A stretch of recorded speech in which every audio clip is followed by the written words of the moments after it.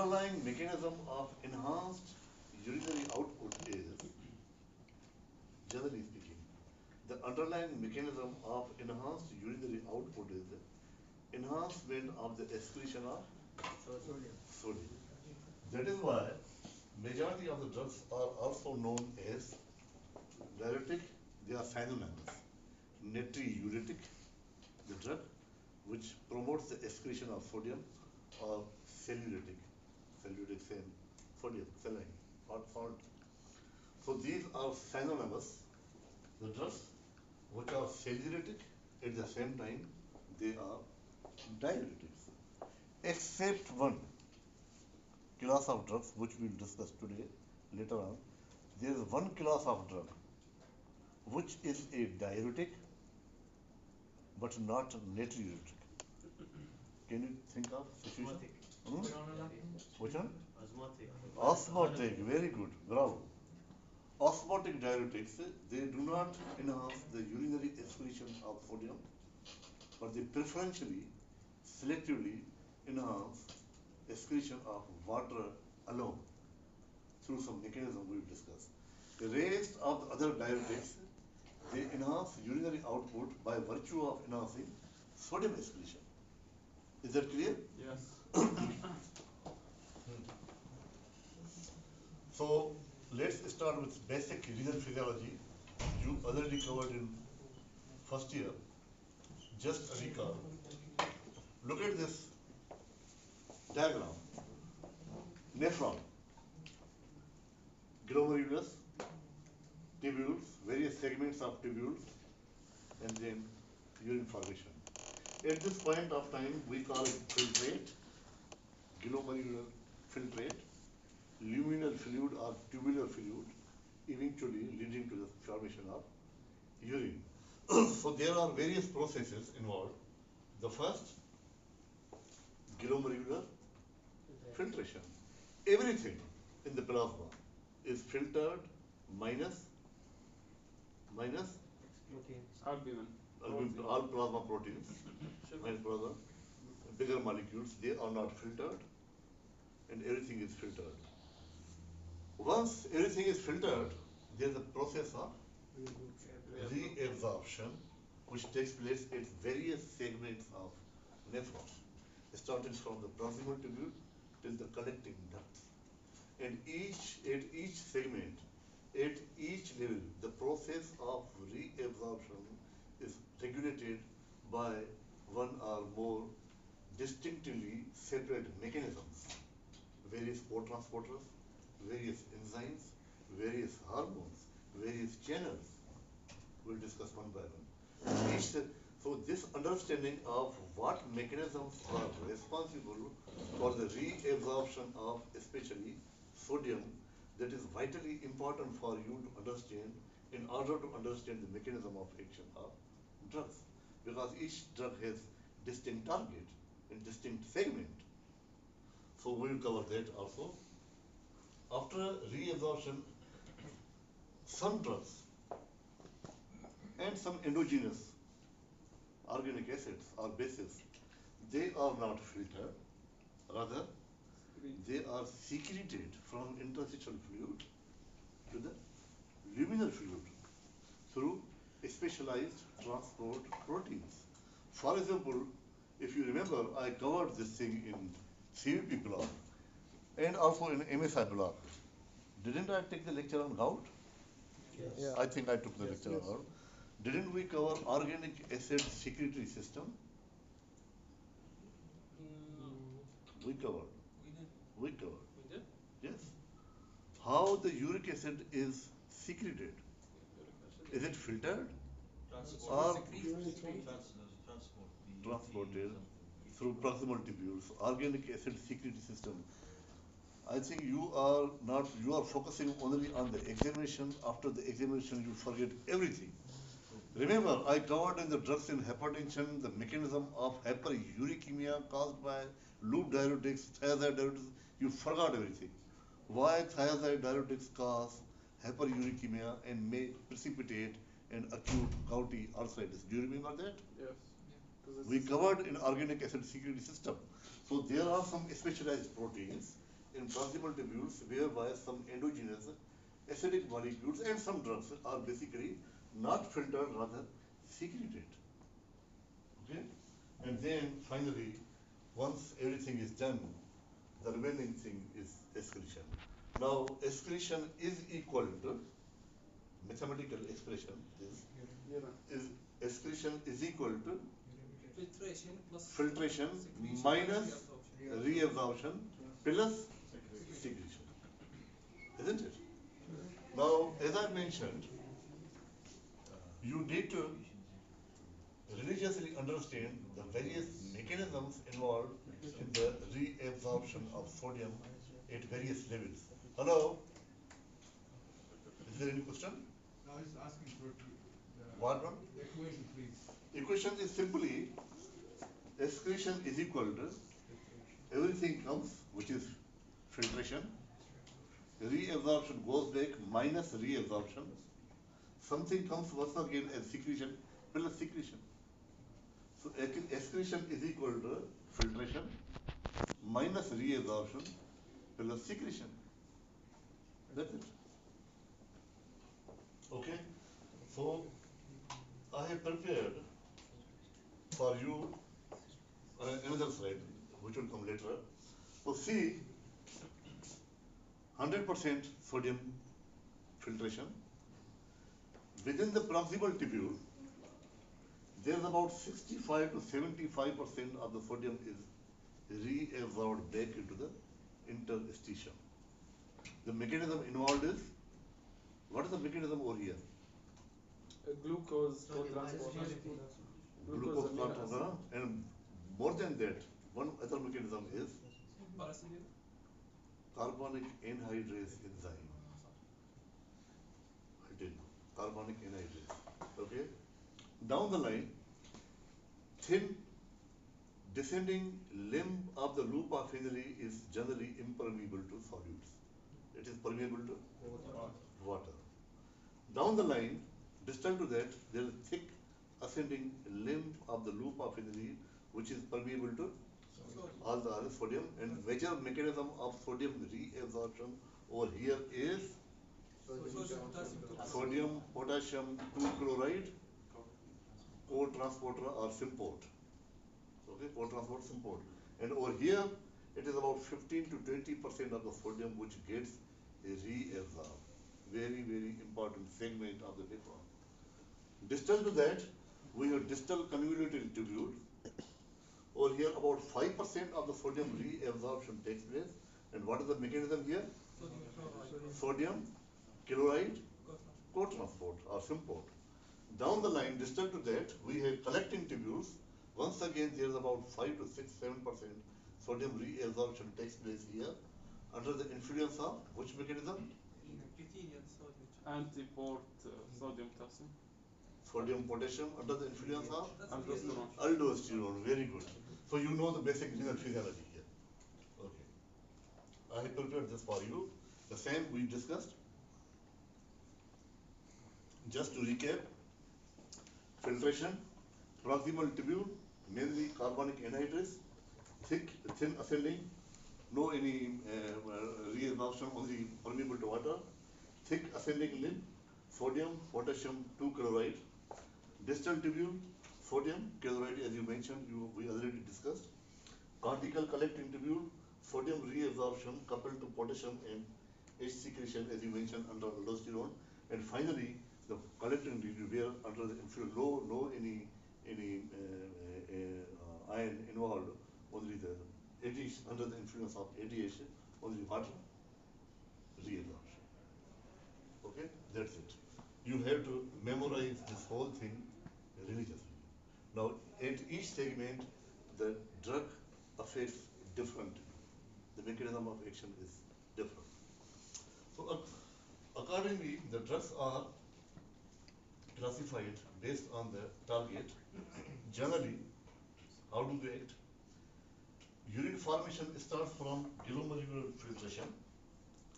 Normally, about 180 liters of fluid is filtered every day. More than 99% of the glomerular filtrate is reabsorbed in the tubules. and about 1.5 liter urine is eventually produced. Diuretics primarily act by inhibiting tubular reabsorption. Conceptualize just 1% decrease in the reabsorption would double the urinary volume, isn't it? Mhm. Just 1% decrease will increase the urinary output by 100%. Okay, classification. Carbonic anhydrase inhibitors, acetazolamide, well-known drug, we covered in the previous blocks. Is it familiar? Is it familiar to you? Okay, I will give you the hint. Where did we cover? Osmotic diuretics, we covered somewhere else. I will give you the hint. Where did we cover? No, in neuro. Neuro, very good. Loop diuretics, furosemide, we covered where? In CVP. Thiazides, hydrochlorothiazide, indapamide, we covered in CVP. And potassium, why do we call it potassium? Because the most widely used diuretics are loop and thiazides. They cause hypokalemia as the significant side effect. And this class of drugs, they do not cause hypokalemia as a side effect, so they are called as potassium sparing diuretics. And we have two subclasses: direct sodium channel inhibitors and aldosterone antagonists like spironolactone. Any question? No. So this is the classification. We will cover these three classes today, and rest we will cover tomorrow. Where did we study this? HNS. Hmm? Glaucoma, HNS. Very good. Glaucoma. Bravo. In second year, Asian head and neck and special senses, there was one pharmacology lecture, and we covered that drug treatment of glaucoma. Acetazolamide, we discussed, is one very important drug to lower intraocular pressure immediately in acute emergency situations like ankylosing glaucoma. Now this is the diagrammatic representation of the epithelial cells of the proximal tubule. Luminal site, tubular fluid over here, and this is the interstitial space, which is also known as basolateral site. Basolateral site, luminal site. What is the target of acetazolam? Then carbonic anhydrase inhibitor. Now I am going step by step, try to understand how it is.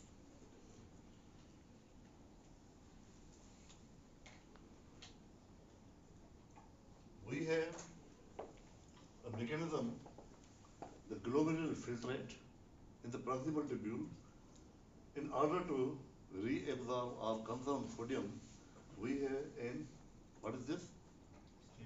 Exchanger or antiport, where sodium is retained in exchange with proton or hydrogen, sodium proton exchanger, and then bicarbonate, which is also already present in the filtrate, that combines with proton to yield carbonic acid. Carbonic acid is a weak acid in the lumen. It is acted by carbonic anhydrase enzyme.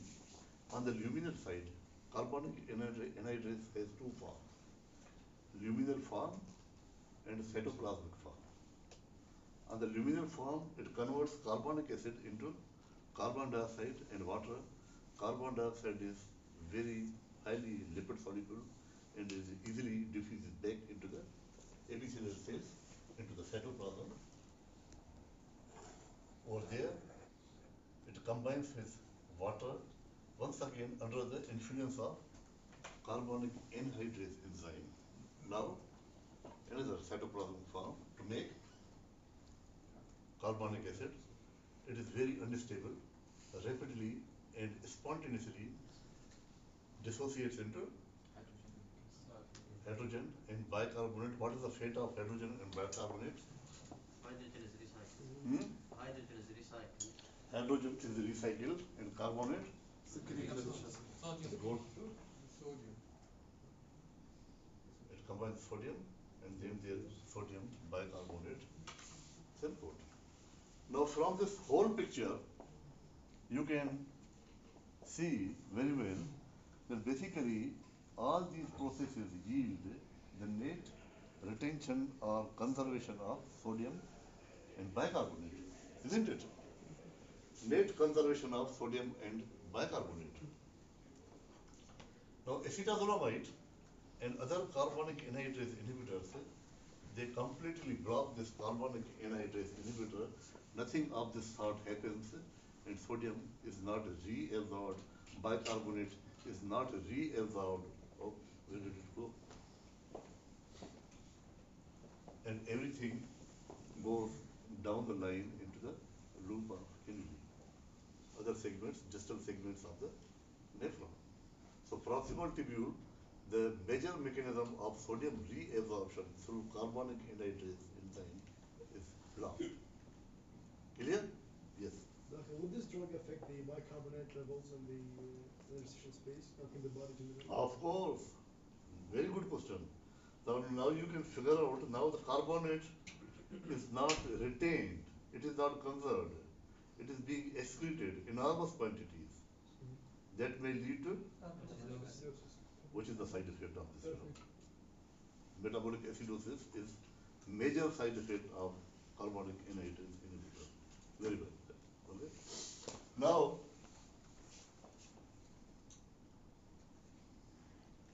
see, although we have classified carbonic anhydrase inhibitor as a diuretic, it is no more a diuretic.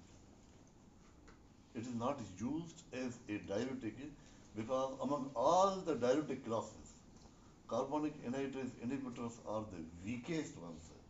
Isn't it paradoxical? What amount of sodium, what fraction of sodium is being reabsorbed in the proximal tubule? 65. But it's the weakest. Why? Because others compensate for it. Exactly, bravo. Because down the line, in the distal parts, especially the ascending limb of the loop of Henle has a great resorptive capacity. It can compensate. Generally, physiologically, it is only 20 to 25% of the reabsorption of sodium, which physiologically takes place. But in the presence of acetazolamide, that capacity may increase tremendously, leading to 60 to 65% of the sodium reabsorption in the face of increased sodium load. Because from the proximal tubule more sodium is being excreted, that will cause increased sodium load in the loop of Henle. That cause increased resorptive capacity of the loop of Henle. So basically, the inhibitory action of acetazolamide is antagonized or nullified by the enhanced compensatory increased resorptive capacity of the loop of Henle.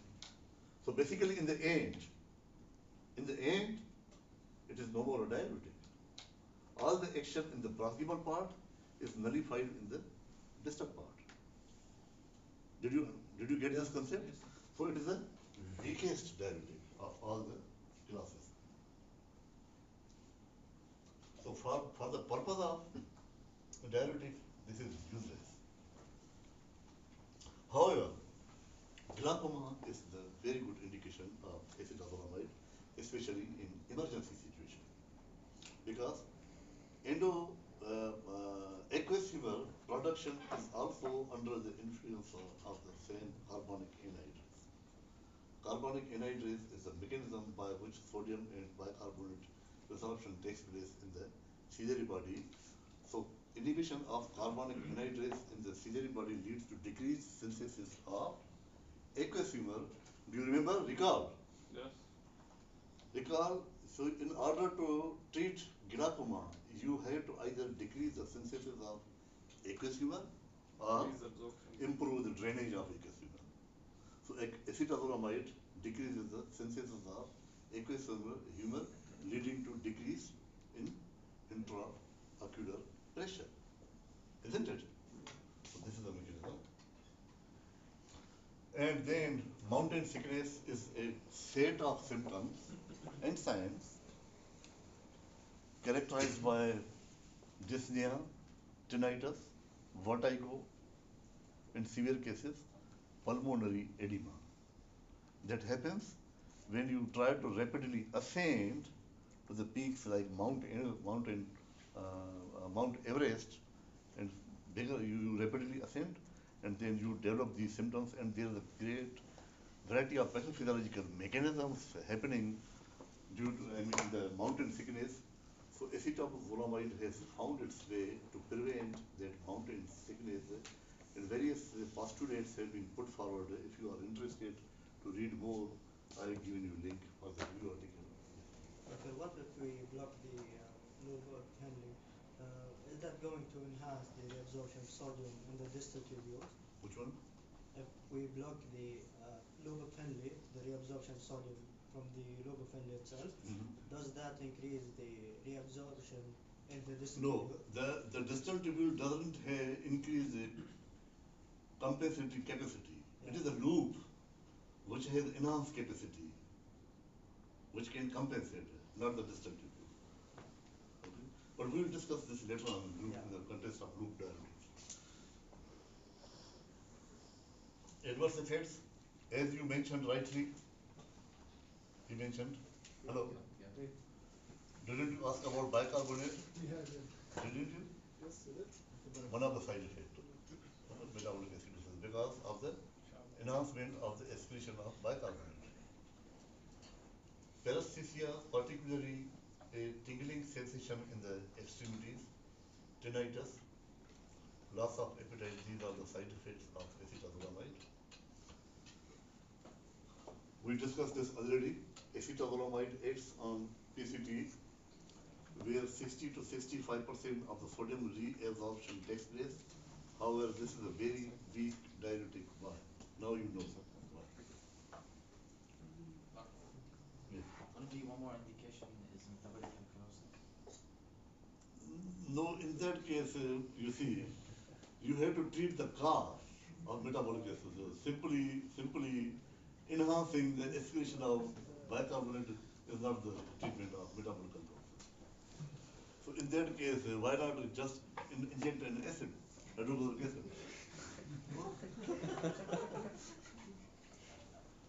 That will be the more appropriate, direct neutralization of alkalosis, isn't it? That will not work. You have to treat the cause. Okay, osmotic diuretic mannitol. Now, once again, I invite you to refresh in your memory of my lecture in POD block.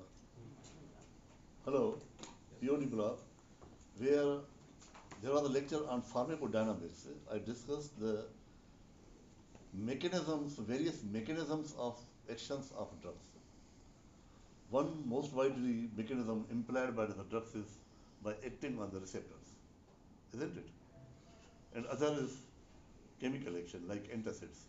They participate in some chemical reaction, few drugs, and then an action is produced, like antacids. There was another mechanism of action of drugs that was Mechanical, not mechanical. How can mechanical? How is it possible? physical. Physical. Physical. Those drugs which act physically, they do not bind with any receptor. They do not bind with any receptor. They do not participate in any chemical reaction. Just the presence of that drug at a place produces an action, physical action. Just the presence of the drug in a system, in a place, is able to produce an action. And this is a classical example, osmotic diuretic. As the name indicates, osmotic diuretic like mannitol, it is filtered in the glomerulus, chemically inert substance, pharmacologically inert substance, no action, no binding with the receptor, just filtered into the glomerulus, but does not come back through reabsorption, just stays there. there is no mechanism for the reabsorption of mannitol. Just stays there. By staying there, it will exert Increase the. osmotic pressure. By increasing the osmotic pressure, it will retain the water. It will retain the water and water diuresis will occur. Now compare this with other drugs where didn't I mention in the initial first slide of definition of natriuretic and diuretic, didn't I mention all classes of diuretics are basically natriuretic. They increase the urinary output by virtue of enhancing sodium excretion. This is the one class which does not do so. It directly enhances water excretion without affecting sodium excretion. Osmotic diuretic, as the name indicates.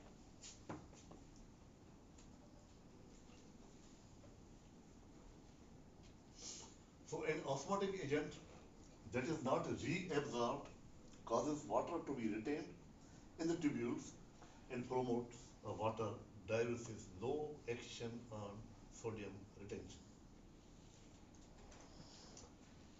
It is not metabolized and is handled primarily by glomerular filtration without any important tubular reabsorption or secretion.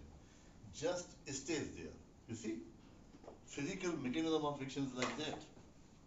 Just stay there, don't do anything. But your presence is sufficient to cause an action. So this is the way. Not absorbed orally, so given intravenously. Yes, please. Doctor, will it cause hypernatremia? Hold on. This right. Hypernatremia. Why would it cause? Because you're losing more water, so the body tries to absorb more sodium. Okay. So hypernatremia. Okay. Good. Very good. That's the first. Definitely, I will mention it in the next slide. So indications used to increase. Yes. This drug is also familiar to you. You covered in which block? Neuro. Neuro. In what context? Increased intracranial pressure. Increased intracranial pressure. A patient with head injury was given mannitol intravenously to decrease intraocular pressure. Brain swelling. The patient was seen with papilledema. Papilledema is indicative of increased intracranial pressure. So you want to, in order to decompress the brain, to decrease the pressure, you want to remove a lot of fluid, especially from the brain. So mannitol is very, very effective in decreasing intracranial pressure. Used to increase water excretion, okay, intracranial and intraocular pressure. Adverse effects, increased extracellular fluid volume. Isn't it paradoxical? It is a diuretic, but on the contrary, it increases extracellular fluid volume. Because fluid leaks from the tissue to the Before it exerts its diuretic action, it has to be given intravenously, not as a bolus but a large volume drip, 1 liter for example. So before it produces diuresis, it is in the blood plasma, it exerts more water and actually it increases the extracellular fluid volume before it causes diuresis. So you won't give in a patient with pulmonary edema with cardiac failure. Because before diuresis, actually the plasma volume will increase. This drug is not just like injection. It has to be given in large volume in a drip intravenous infusion. So this is the side effect. Cardiac failure, pulmonary edema. Who said heparin? Yes. Happy? Why? Because you're excreting more water, so the body absorbs more sodium. So because of the concentration effect. Yes. Less volume, more sodium. Sodium is not being excreted, only water is excreted, so the sodium will be concentrated.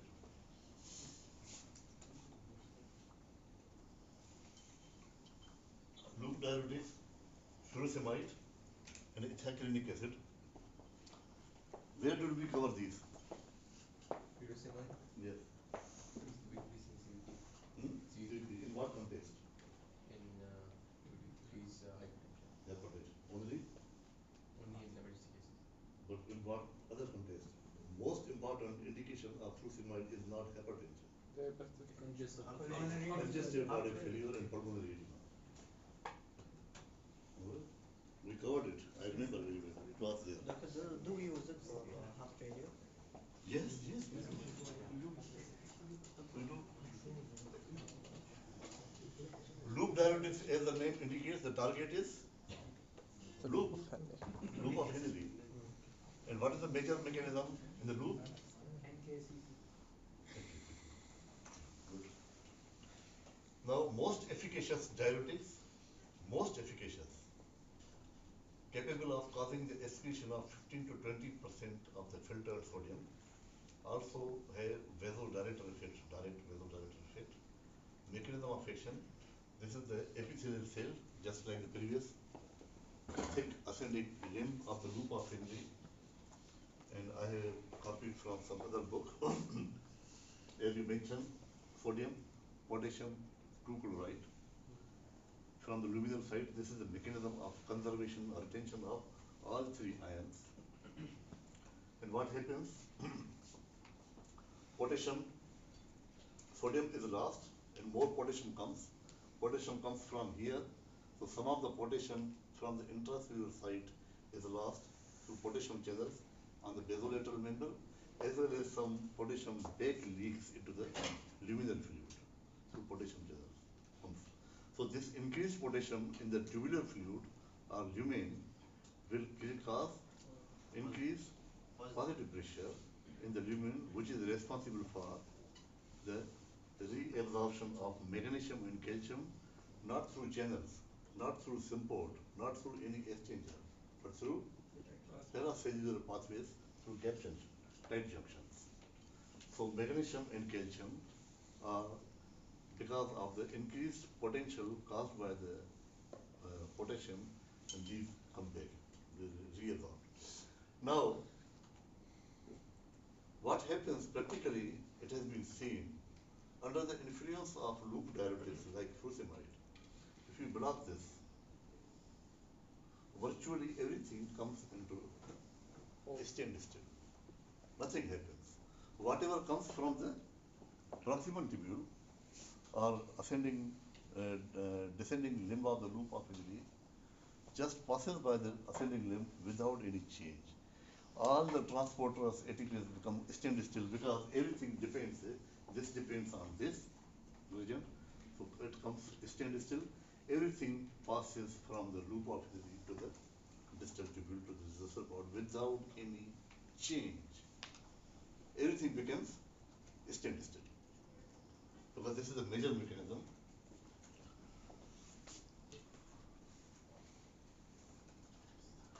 So I will ask few questions on pharmacokinetics. Generally, I do not cover pharmacokinetics, but some important things are here.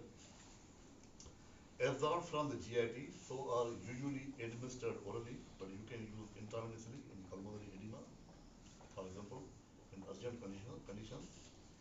Strongly bound to plasma proteins, hence don't pass into the glomerular filtrate. Because in order to pass through the glomerular filtrate, the drug has to be free. Since it is bound, proteins are not filtered. They are more than 99% of the drug is bound to plasma proteins, and it has very, very important clinical implications of binding extensively with the plasma proteins. And what are those implications? I will discuss. Reach site of action, then how does the drug reach into the site of action? Because that symport on the loop of Henry is on the luminal side. Didn't I show you the previous one? It is on the luminal side. The drug is in the plasma, it is not filtered. So how does it reach? It reach into the luminal side from the due to secretion.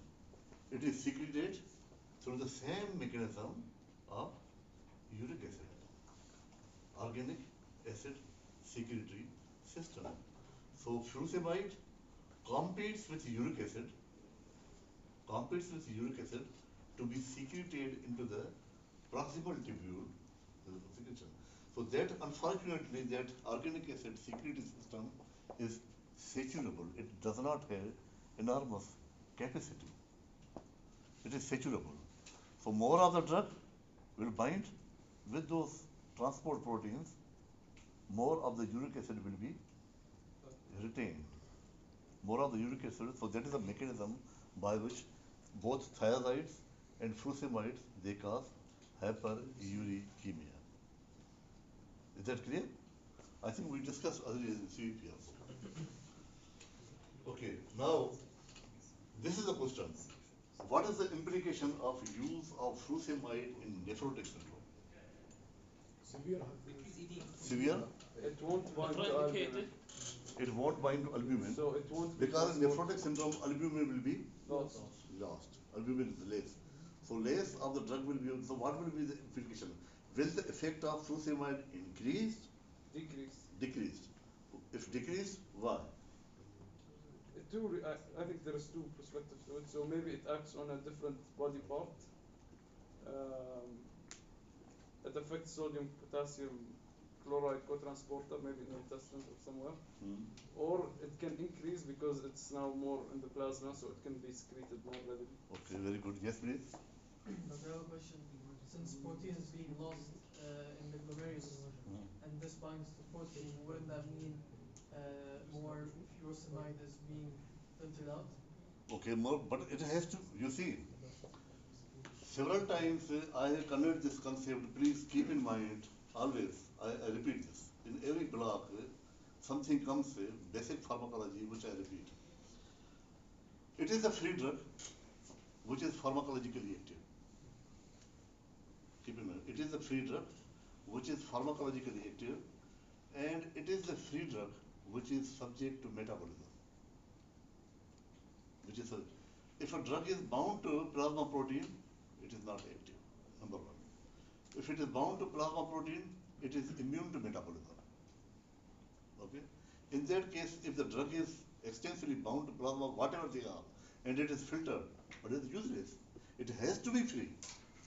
It has to be free to inhibit transporter. If it is not free, it is useless. It will be excreted along with the other proteins as such, as it happens in the nephrotic syndrome, isn't it? It has to be free to be secreted through the proximal tubule, and from the luminal side, it has to inhibit the transporter. Free. Now, in the case of nephrotic syndrome, since the plasma proteins are less, it is not extensively bound. The fate of the drug will be, it will be, as we mentioned, it will be extensively distributed to the interstitial sites. A new equilibrium will be achieved. The drug will be actually lost. Drug will be, because didn't I mention the basic pharmacology? I think Dana or I delivered the lecture. Plasma protein binds serve as the reservoir of the drug. That's what Reservoir, the storage sites. If that reservoir is lost, the drug will go find some other alternative sites to be stored. And that are, in the absence of plasma proteins, those sites are interstitials or intracellular sites. That the drug is no more in the system to act. So basically, you will find less effectiveness of furosemide or loop diuretics in case of nephrotic syndrome or any of the condition where there is a decreased levels of plasma proteins. liver cirrhosis. Liver cirrhosis. Okay? Any question? No?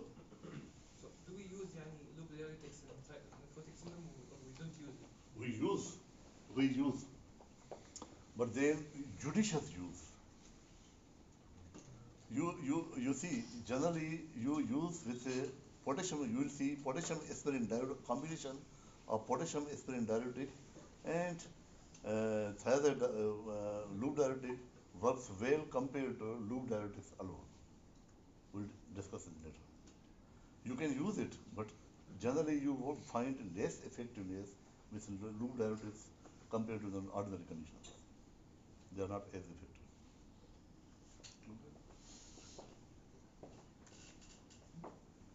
Indications: increased sodium excretion. That action can be utilized in treatment of severe edema. Increased urine volume can be utilized in treatment of acute renal failure. increased calcium excretion will be used in treatment of Hypercalcemia. hypercalcemia. Increased venous capacitance will be used in treatment of pulmonary edema.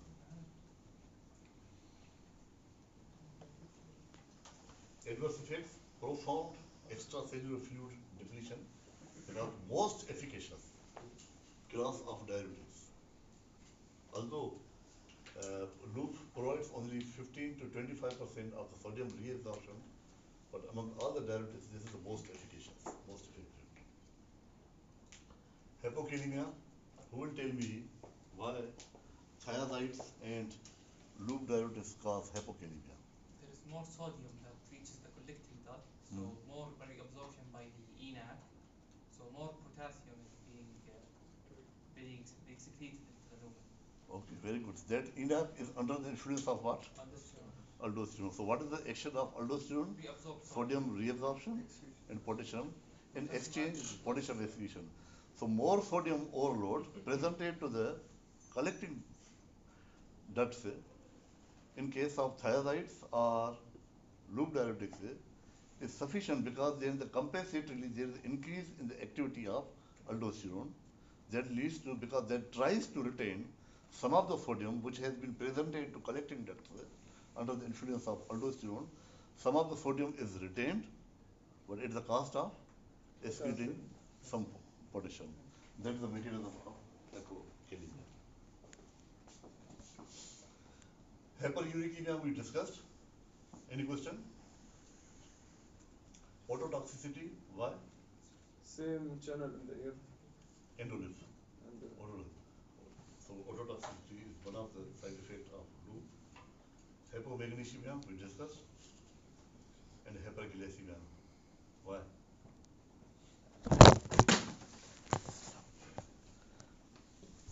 because you get more sodium glucose co-transport in the proximal convolution. No, actually, hypokalemia causes the pancreas to secrete glycine. Okay. Yes.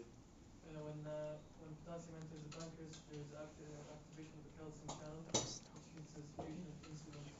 So if there's less potassium being entering, and there's less calcium being secreted, so less insulin is secreted. Very good. So basically this hyperglycemia is related to hypokalemia. More the hypokalemia, more will be the hyperglycemia. These two side effects are shared by thiazides and loop diuretics. Anything which will cause hypokalemia will cause hyperglycemia because of the effect on the beta cells, because there are KATP channels that will be open, and there will be decreased opening of voltage dependent calcium channels and beta cells of pancreas, and there will be decreased release of decreased release of insulin from the beta cells, leading to hyperglycemia. Furosemide acts on, I think we discussed this. Someone asked this question from you also. Was it your question?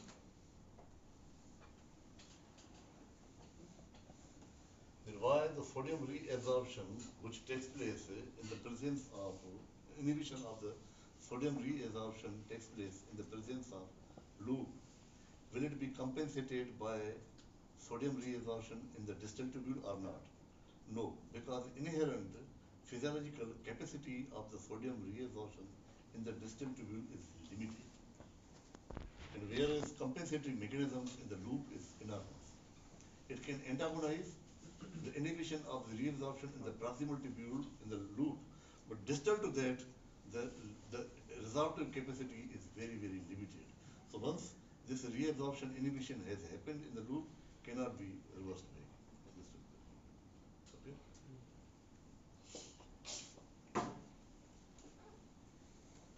Okay, so that's it for today, and we'll discuss more tomorrow. Yes. I do not actually understand why it causes hypokalemia. Why does it cause hypokalemia? Yeah. Okay. Excuse me. Hello. Come here. Yes. On board, explain the mechanism of hypokalemia caused by loop diuretics and thiazide. This is a diagram. Which diagram? You use the pen? Nephron, what happens? I draw it like. Just draw. Now you can draw. أنا صراحة Draw over the slides. Okay. حط draw. On top left is draw. Google Next to home insert. Insert, draw. Insert يمين draw. الزلمة.